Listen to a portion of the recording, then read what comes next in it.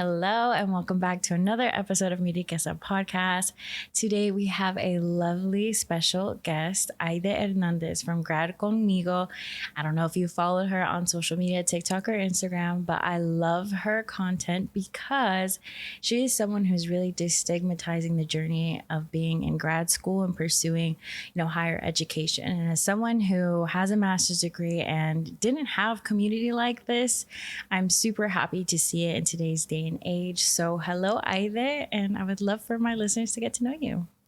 Hi, thank you for having me. So, my name is Aide. I was born and raised here in Chicago. I'm currently a PhD student pursuing my PhD in sociology with a concentration in Latino studies. My dissertation work looks at the challenges and supports for Latina graduate students at both the master's and the PhD level. And I'm the founder of Gradconmigo, which is an online platform where I mentor prospective and current graduate students. Oh, welcome. I'm so happy to have you here. This is the first time we're actually having a conversation. So I'm really happy that we can sit down and really talk about the journey of just school in general, right? I think a lot of us first-geners or children of immigrants have this goal to go to college and pursue education to make a difference in our families, right? And the journey can feel really lonely, especially depending on like where you grow up and how many of your family members or friends are going to college, right? Or who has access to college and funding to go to college. I think it can get really wild to enter a journey that our parents don't fully understand sometimes, right? So I'd love to kind of hear about how your journey started and how you got into pursuing a PhD. Yeah, so I like how you mentioned the difference between our goals to go to college and go to graduate school.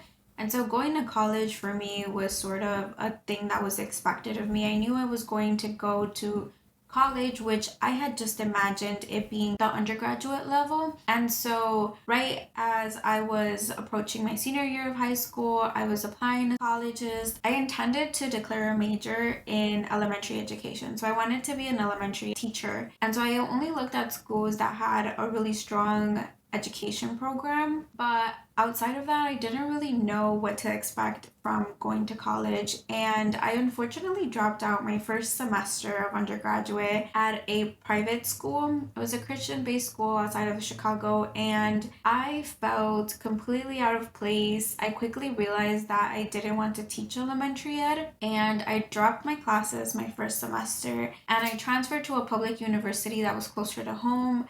I was still commuting and I was getting a little bit adjusted of the expectations of being in the undergraduate level, and I didn't really know about graduate school. I didn't know what that was until my senior year of undergrad, when I heard people saying that they were going to apply to master's programs because it would give them more knowledge, more experience, and potentially a higher paying job. And so I was like, okay, that's what all of my peers are doing. Let me apply to graduate school. So I only applied to master's level, and I had help from mentors. Some of my professors helped me apply to graduate school.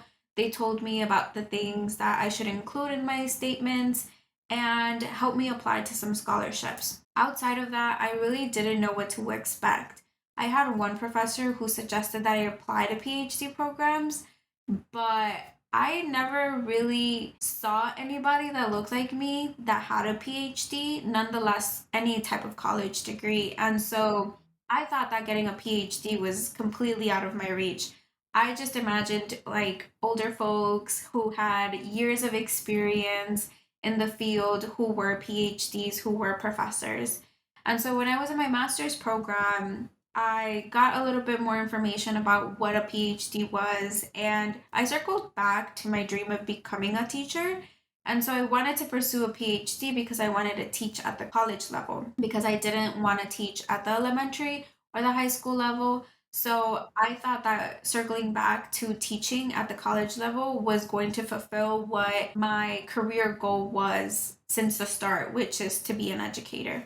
And so I applied to PhD programs and I made my way back here to Chicago. And now I just finished my fourth year, actually. I'm hoping to wrap up my PhD this upcoming year. Wow, congratulations. Those are big Yeah. moves. Not only just like from a personal goal perspective, but just from a statistical perspective. Because I know one statistic, it's like, 5% of Latinas have a master's degree. I don't even know what the PhD is now. I think it's 1 to 2%, maybe closer to one.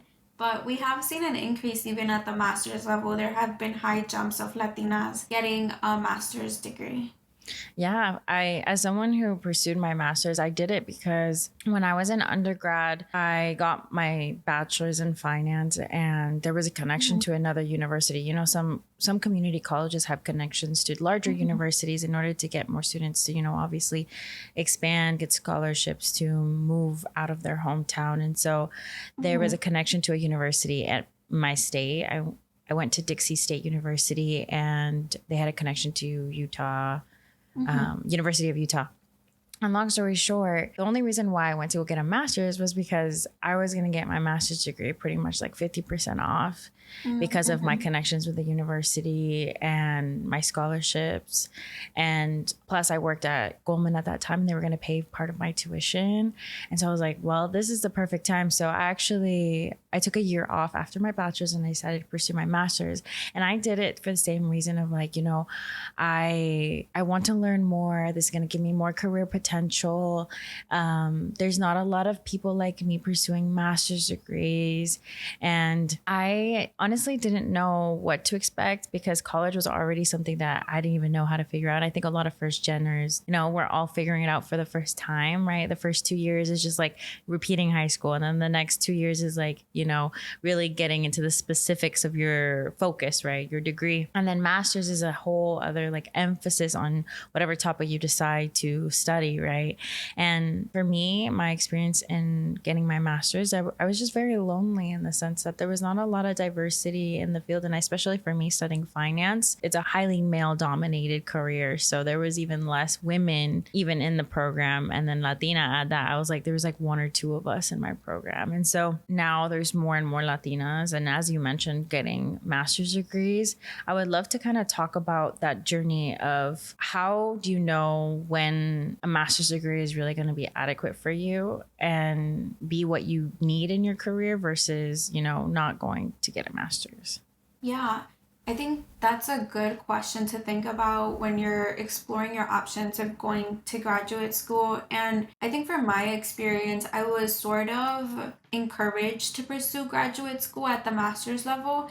And when it came to the PhD, that was more of a conscious decision that I wanted for myself. And so I'm really thankful for the professors and the mentors that I had during undergrad who saw that potential in me and suggested, go to graduate school because this is going to amplify your opportunities in your career that you want to pursue in the future. And now looking back, I wish I had more information on how to make that decision.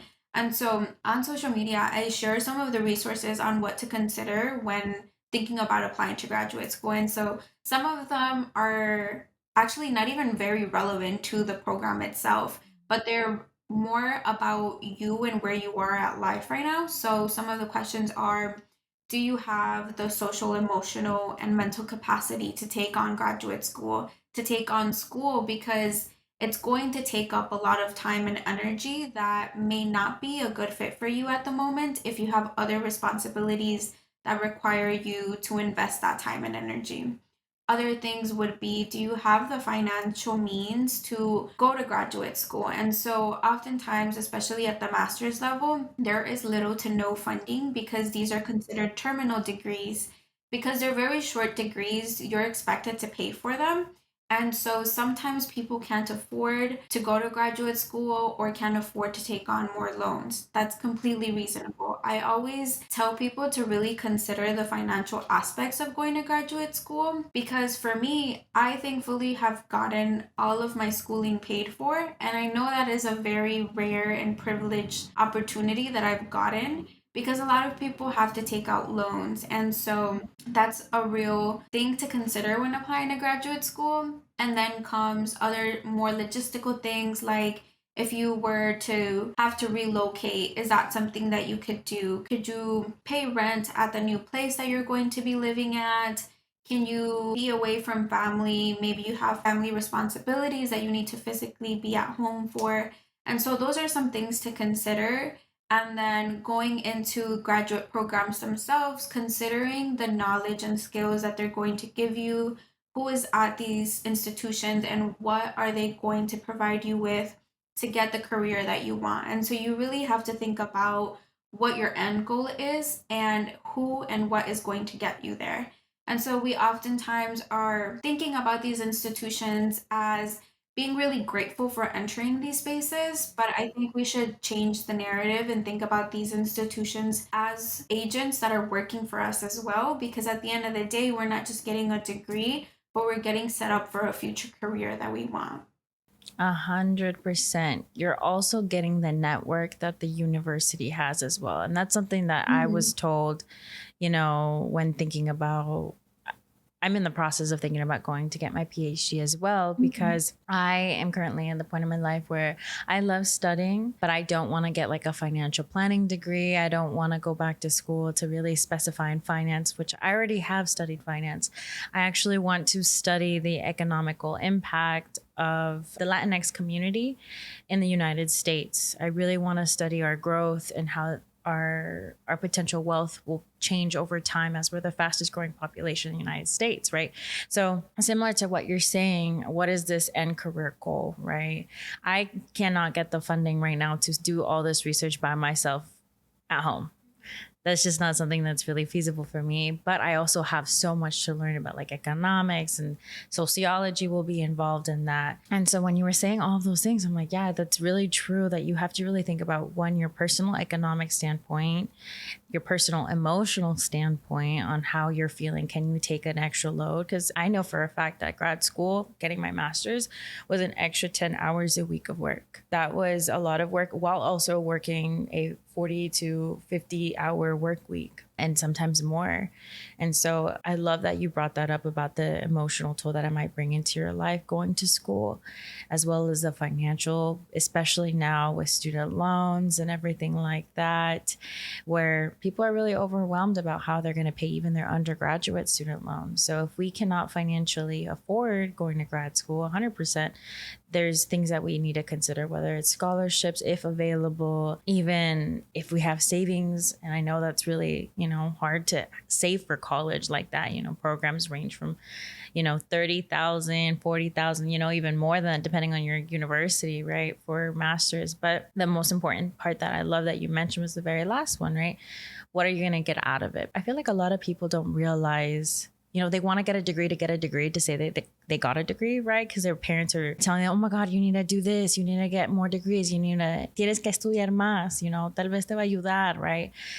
Without knowing the outcome, right? Because I get people asking me questions all the time. Do you think I should get a master's degree in finance if that's what I studied in my bachelor's degree, like similar to my situation? And when I think about it, I'm like, you know what? No, honestly, I would pick a specialty, something that you really want to master, like, that's why I think it's a master's degree, right? Like something that you really, really want to dive into, right? I wish I would have gone into economics, or I really would have dove into tech more in my master's. And now that, I'm thinking about pursuing my PhD, I'm thinking about those same outcomes. Like, how is it going to benefit me, right? So I was going to ask you, what other questions do students have about this whole process, about, grad school, or even pursuing a PhD? Yeah, I think you brought up a good point in terms of some folks not really knowing what to do or what to get their degree in. And so they oftentimes fall into programs that they're not really passionate about. And so you really need to have that passion or some type of motivation for you to complete the degree, because you're putting in a lot of time, energy, and money into your degree, right? Some of the questions that I get asked are in terms of getting into graduate school, like what are some things that I should prepare to get into these graduate programs? And so I always tell people it's always good to have some type of experience that's going to complement your entry into these programs. You obviously don't have to be an expert, because that's why you're getting your degree, but it's always good to have some type of experience that's going to speak on the skills that you have, your pre-existing knowledge, and something that's going to describe who you are as a person. For example, if you're going into social work, which is very popular in terms of the mentees that I've had. So if you're going into social work, it's completely fine if you don't have any specific experience on social work. But let's say that you were a student ambassador on campus or you worked as a resident assistant. Any type of experience can be translated into the field that you are interested in, and that can share a story as to why you're passionate or you're interested about pursuing that career.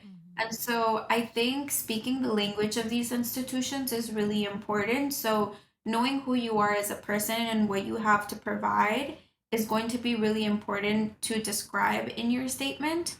And then, as well as just logistically getting familiar with the institution, doing a lot of research. This is going to be like super time intensive.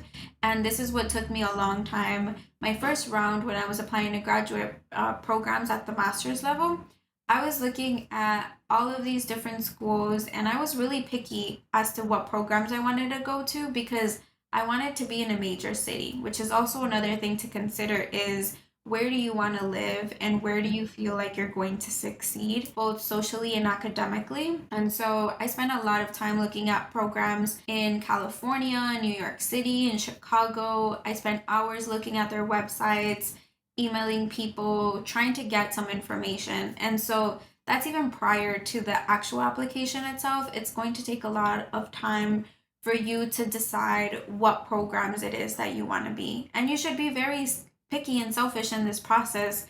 If you can envision yourself in that program, or if you're trying to make it work, then it might not be the best program for you. There's always going to be something better for you. And you shouldn't try to make this program for you sometimes just because it has a good name, because unfortunately, a good name doesn't always work out for everybody. You definitely need to see whether you'll have social and financial support at that institution for you to succeed. Yeah, you brought up something really important is when you think about these universities, it's like almost reverse interviewing, right? So one thing that you've also talked about is the lack of support you have felt sometimes in academia. And I felt that too. I didn't even think that was an option for me to feel supported in at the grad level, just because I just felt like another student. But I would love to talk about finding an institution or a university that actually supports their students, or is it something that we need to create our network at an institution in order to succeed while pursuing our degrees? Because I know there's so many of us that pursue our degrees, let's say grad school, master's, or PhD level. There's burnout. We burn out too, right? From studying, not just work. You burn out from studying too. So I would love to kind of talk about that. Yeah, I think getting an initial preview of the institution, you can do that by searching their website, right? But obviously, you won't know everything on their website. Everybody will paint a perfect picture of themselves. So I think one of the things that you could do to really get an idea of the culture of the campus is to meet with students that are already in the program. And I've done this where I've met students via Zoom that honestly look like me. Any student of color, any Latino student, I would email and I would say like, "Hey, can you meet with me? I have a few questions. I want to know what your experience is." Because that's where you'll get the real, sometimes unfiltered experience of what it's like to be at these institutions. And it's better to know sooner rather than later when you're already in the program and you realize that you don't have that support. And so those are some of the things that you could do. But I think unfortunately, sometimes you won't have the perfect support at these institutions and you'll have to create them, especially at the graduate level. Like you mentioned earlier, you may have a part time or a full time job outside of getting your master's or your PhD. So it's really hard to be engaged on campus. It's not at the same level as to when you were in undergrad, where you were more involved and there were more clubs for you to be a part of. Now you're thinking about cultivating your identity as a professional. And so that may take some time away from you being active on campus. And so I can think back to my master's experience. I was at a PWI and I didn't have a lot of support from the student or the faculty body that looked like me. And so a group of friends and I created a really informal group where every 2 weeks we would meet for a potluck. So we would have dinner together. And this ended up including graduate students who were Latino and faculty who were Latino. And so we would have a potluck and we would honestly just share space with one another. We would share a meal, we would check in, see how we were doing, and it was really informal, which was the really good part about it because we're oftentimes in work mode all the time. And even if you're at an organization on campus, you kind of still feel the need to put on this persona of a student or a professional. And this felt really raw and real. And we would share so many emotions about what it's like to be at a PWI, what it's like to be at graduate school, and not having a lot of information or being very uncertain about what you're doing. And so it was really good to have a group where we could share space, but also resources and information. So we had undergrad students, graduate students, junior faculty, and we would help each other. If anybody needed help looking for scholarships, we would help them.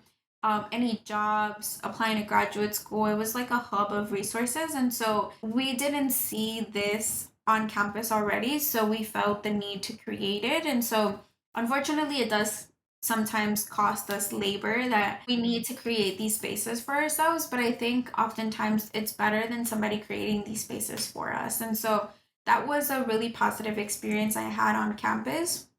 I think now that we're still in the post COVID, I think it's a little bit more difficult because a lot has shifted permanently to being online.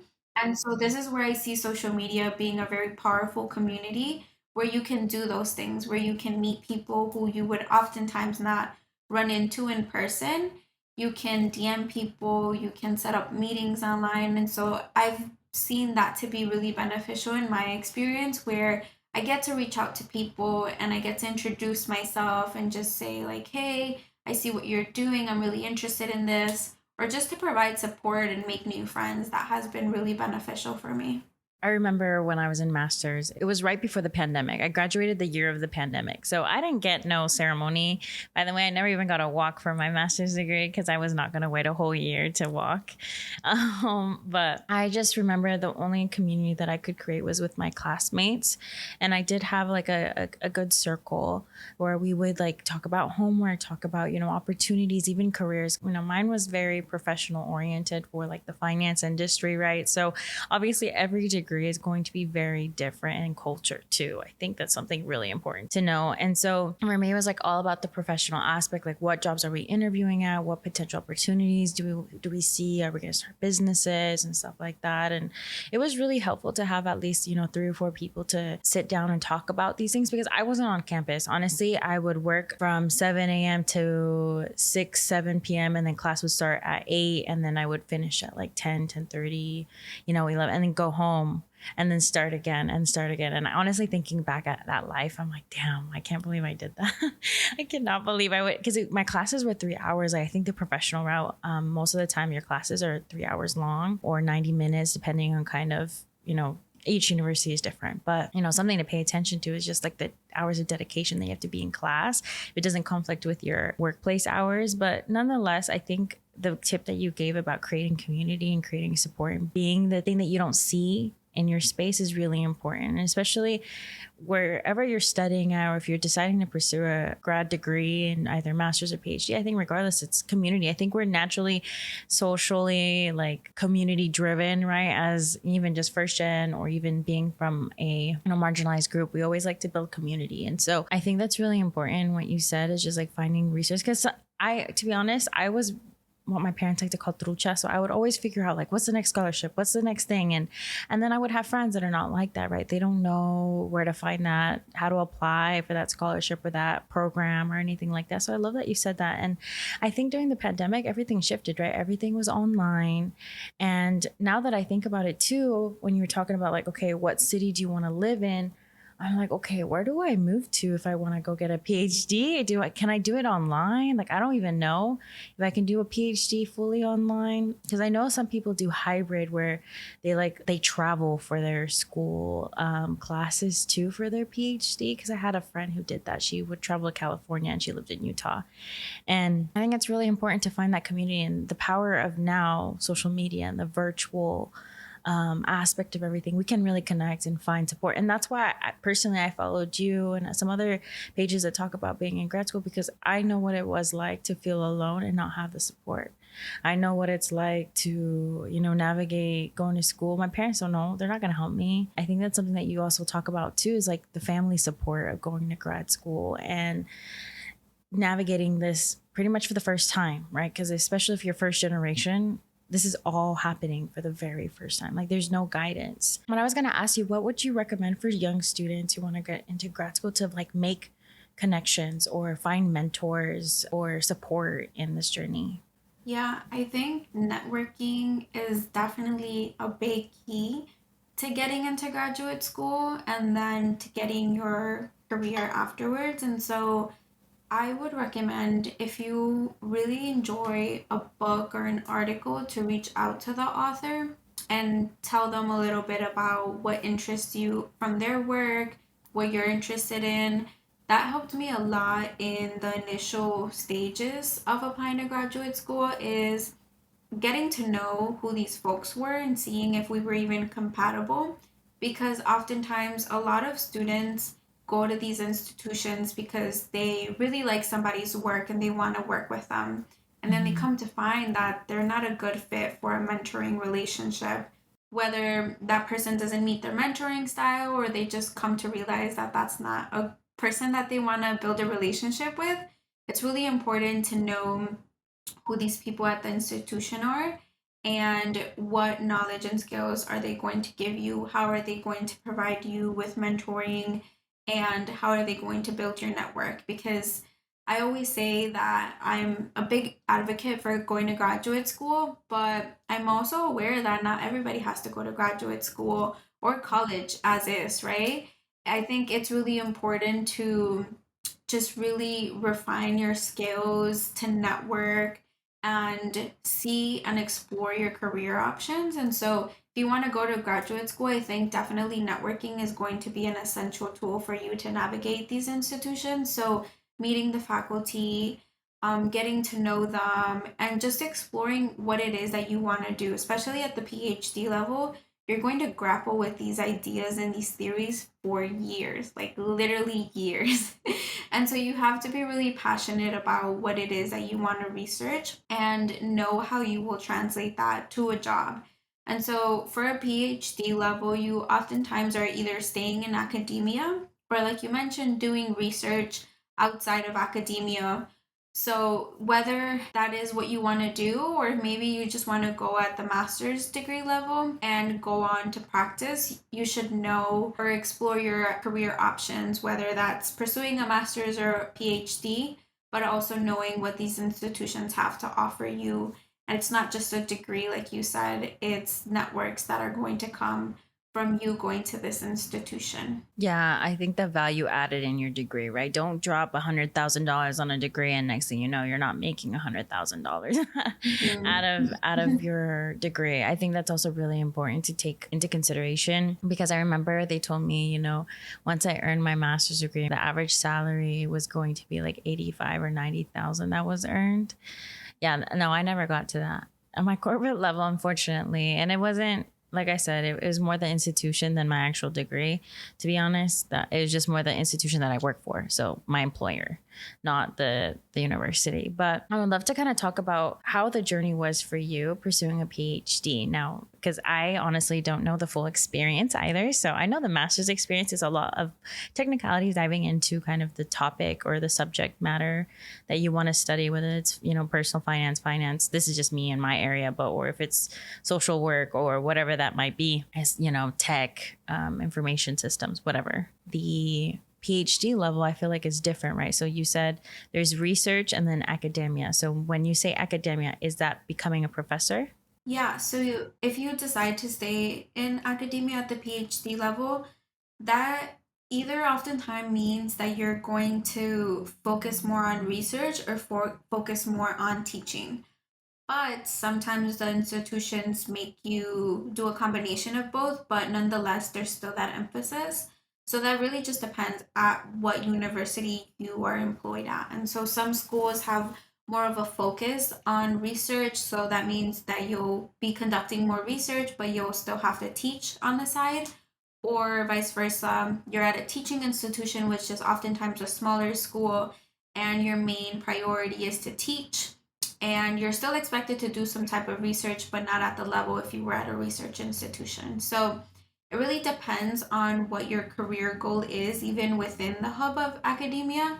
When I first started, I thought I wanted to be at a research university. So that's like a top R1 school that has a lot of money to do research, and that's your main priority. But being at an R1 right now kind of gave me an insight of what it would be to be faculty at an R1 school. And I've decided that, like I said, my true passion has always been teaching. And so I want to be at a teaching institution now. I don't want to be at an R1.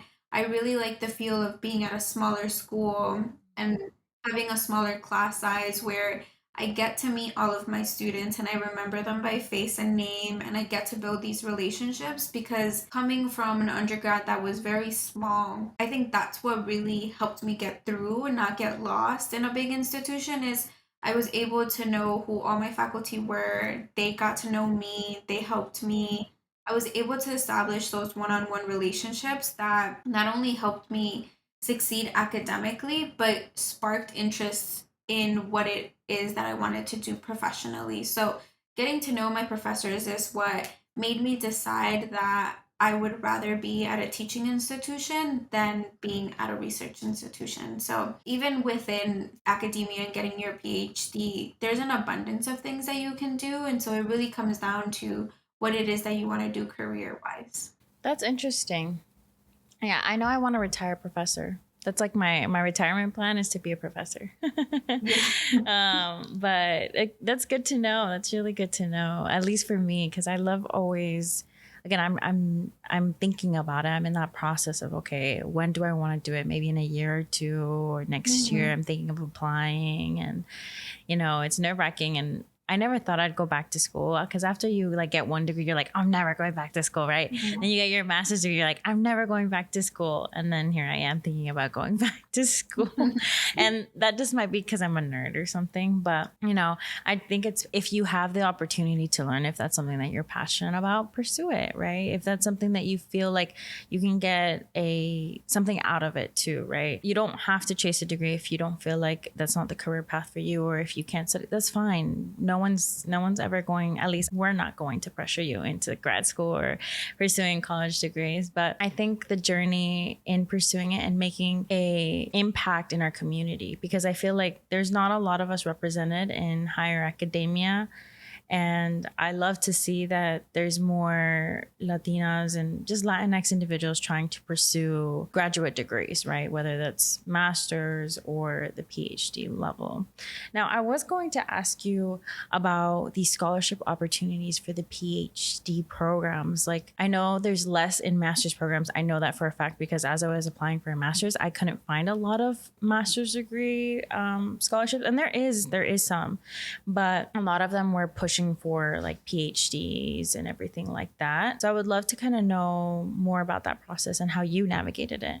Yeah, so oftentimes PhD programs or like the really big popular programs are going to provide you with funding because they don't want you to work outside. So a PhD program can fully fund you, which means that you'll have a contract for X amount of years to be employed by the university as a PhD student, but you have to be full time, which is very typical of a PhD program.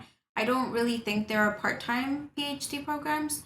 So you're enrolled as a student full time and you work for the university. So you can work either as a teaching assistant or as a research assistant. And I can share in my experience, my program, when I got admitted, they had offered me 5 years of guaranteed funding to be a teaching assistant. So they covered my tuition. I had to pay fees, which is very low in comparison to paying tuition. So I got my contract for 5 years. They were going to give me a tuition waiver, and I was going to be a teaching assistant.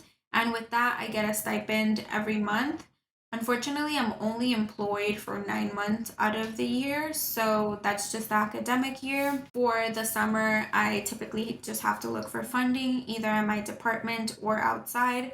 Some people get outside jobs as a research assistant, or I've had friends who work retail, who work as a server just to sort of get Make outside of the ends bubble meet.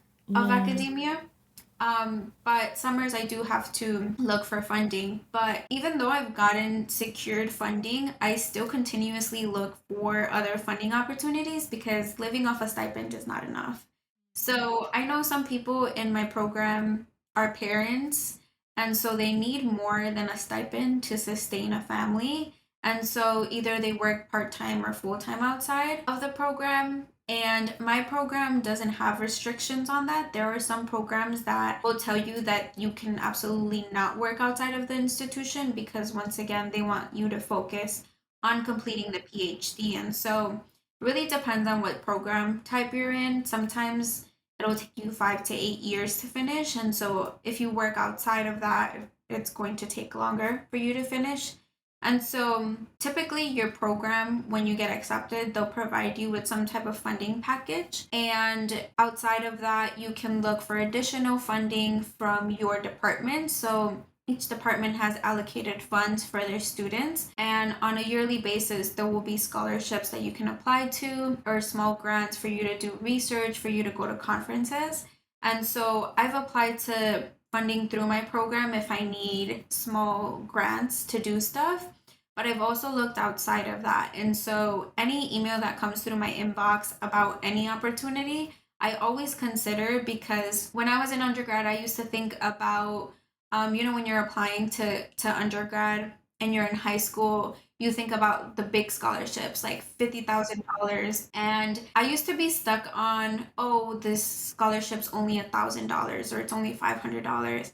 But who else is going to give me 500 or $1,000? Like, all of these scholarships add up. And honestly, at the graduate level, every penny counts. And so I always look at these funding opportunities. And because I've applied to small scholarships and I've gotten these awards, that's built my portfolio to get those bigger grants and those bigger scholarships. And so even though I have a stipend from my institution, I also have a fellowship outside of that to complement my stipend, and to have more funds. And so I'm always looking for these opportunities. I'm always looking for additional teaching positions or research positions because I'm not only also getting financial support, but I'm also, like I mentioned, building my portfolio and getting that experience. So once I'm on the job market, I'll have my CV with awards that I've won and experience that I've gotten from all of these opportunities that I've applied to.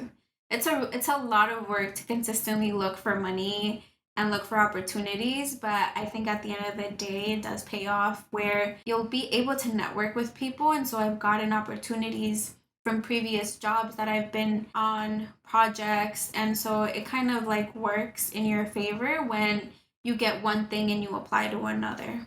First of all, congrats on all your success and just Thank you. I know you're almost done with all of this. So you're probably like, oh yes, I know. It's a lot of work. It sounds like a lot of work and it sounds just like a lot of networking and making connections and finding the next Yeah. opportunity while also, pursuing your degree, doing the research or Hmm. teaching, right? But big congrats because again, a lot of people get afraid. Just I'm sure even, listeners will hear all of this and be like, oh yeah, I don't want to do that. Like, no, no. Hmm. And it's para rebuscarse to find money is a lot of work. So I just want to say Yeah. congratulations on all your effort.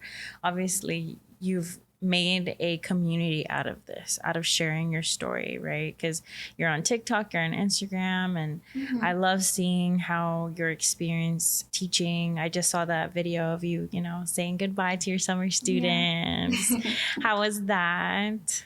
It was really good. It was my first time teaching a 4 week class, and I basically taught 4 days every week, and it was really intense. Like, even though I'm teaching material that I obviously know, you still have to revisit a lot. I have to reread everything.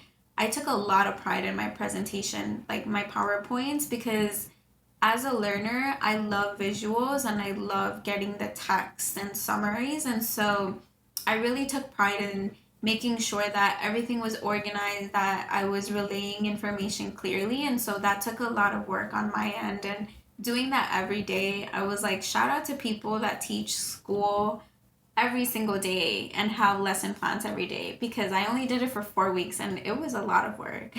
She said, yeah, Yeah. that was a lot of energy. Yeah, I teach in the fall. I'm an adjunct professor. I teach financial literacy to incarcerated youth in the state of Mm-hmm. Utah. So all of it is virtual.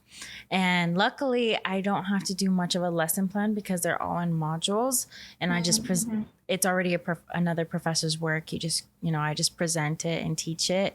But I do plan the lessons in a sense that I try to make it as human and as Mm-hmm. normal English as possible because I feel like, and I don't know about you, but I feel like sometimes academia really makes it hard for just a day-to-day individual to understand. And Yeah. obviously they expect you to like understand what they're writing, but again, it's a privilege to Mm-hmm. understand these big textbooks or these big theories or things like that. And so for me, one of the biggest things as a adjunct professor for these students who are technically in high school, so all of these students are technically under the age of 18 and they're doing college and high school programs so that Mm-hmm. they can earn college credit. And I tell them, I'm sorry the textbook might be confusing, but this is what they really mean, Mm-hmm. and I found it I love teaching. That's something that I found a passion for. And obviously I do that even with my own content. And I see you do that too. So it's always sad to say goodbye, but it's the always, Mm-hmm. the work that you put into it and the energy that you give, it all matters, right? And obviously the way that they feel too, because I don't Yeah. know if you get feedback, but for Mm-hmm. me, when I get the feedback from my students and they're like, oh, I know how to budget now, or I know how to save or Mm-hmm. do something, I'm like, oh my God, I taught Yeah. someone something I've never been able to, fully. This is my second year. Well, this is going to be my third year being a part-time professor. So I only do it in the fall for one semester, Mm-hmm. but I always geek out and I'm like, oh my God, I taught someone something. Yeah. No, I feel the same way too. And like you said, it's always the feedback or just the comments of from students that say, one, I got the material, but I was also able to share my thoughts and my opinions because I think oftentimes we think about students as being very passive. And one of the things I always incorporated was I'm not just lecturing, but I want to know what you think. And there's no wrong answer in your experience or your opinions. And I, at the beginning, want to create a safe space and say, you can share your thoughts. We're all learning. Like, I have grown in my ideas because I've been presented with new knowledge and I was able to reflect on some ideas and expand my thinking. And so there's no wrong answers. You can always ask me a question, you can always share. It's not just these theories that we're learning about, but the class that I taught was on race and ethnicity. And so everybody has an opinion or an experience on race and ethnicity. And so a majority of my students were students of color, and I always incorporated questions about have you ever experienced anything like this? Have you seen this play out in real life? And I think that's how we learn is from each other. And I'm not just, giving this information, but we're also learning as a group. And sometimes stories that they share with me makes me think about other things that we should talk about in the class. And so I always was open to changing things, focusing on one topic more than the other, because that's what they wanted to get out of this class. I think that's really important. I'm so glad that you do that. And I'm so happy that we're entering a new generation of new teachers and people who really understand or want their students to understand not only the Mm-hmm. concept, but feel passionate about class. Because I know what it's like to be in a classroom where no one cares about the professor, no one cares about the Mm-hmm. subject. And unfortunately, many people deal with that on a day to day basis in the university level, right? And so Mm-hmm. I'm glad that there's teachers that are trying to make school more engaged. And obviously, the more students or the more individuals we have pursuing higher education, we can actually shift and be the change in other universities. And I think about it like that because, like I said, it's my retirement plan. So it's something that I think about often. But I just wanted to say thank you, Aide, for everything. Is there any last tips that you would give any students or anyone who wants to pursue higher education? Yeah, I would say that if it's something that interests you, definitely take some time to explore your options, see what you're truly passionate about, and what institution is going to help you get to that career that you want. And so it's going to take a lot of work. So think about it as a part-time job. It's okay if it takes you a year or two to explore your options. I don't think there's a deadline in which you should go to graduate school. I've done all of my schooling back to back, and now that I think back on it, I really do wish I had a year or two off to really see what it is that I wanted to do, and maybe I would have gotten to that path sooner, maybe later. But I always think back and I think about what my life would have been if I took a year or two off. And so it's okay to take time off, to focus on yourself, explore the world, honestly, and then think about what it is that you want to do in terms of graduate school. And when you get to that point, if you get to that point where you want to apply, definitely utilizing any resource that you can, whether that's from the institution or social media. I help share information about my experiences, how to apply to graduate school. And so, definitely reaching out to people is going to be essential in this process, whether that's students, faculty, or just people on social media that are providing these resources. It never hurts to ask for help, and you can always think about the worst thing that could happen is that people say no, or I saw somebody on social media say the worst thing that they could do is leave you on red. And that's fine. You'll find that supportive community that's going to help you through this process. Amen. 100% agree. There's always going to be help in one way, shape, or form. We just got to look for it and ask for it. Yeah. Now, I always ask my guests this question. Yeah. And so before we go, what does riqueza mean to you? I would say it means sharing stories from community members. So just having like pure conversations about anything going on that impacts our community. And now that I'm thinking about it, I think joy as well is a word that comes to mind. Yay, I love that. I love asking because everybody's answers is different. And I love that wealth is, riqueza is just a different word for everybody. It means different. It's subjective to the individual.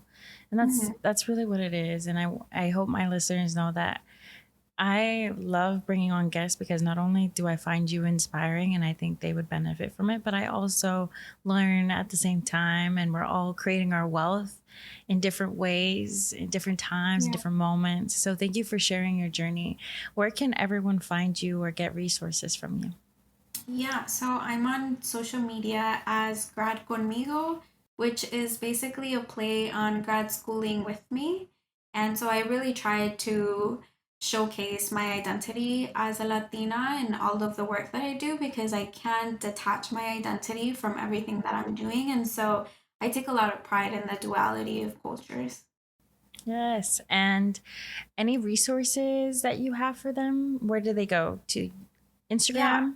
so on Instagram, that's mainly where I'm able to share more text reels with more in-depth resources. But on my Instagram and on my TikTok bio, I have a link with resources that you can download if you need any help applying to graduate school, any help with academic writing. I have a list of resources that you could look for. Perfect. I'll make sure to add those to the show notes. But thank you, Aide, for being a guest on Mi Riqueza podcast.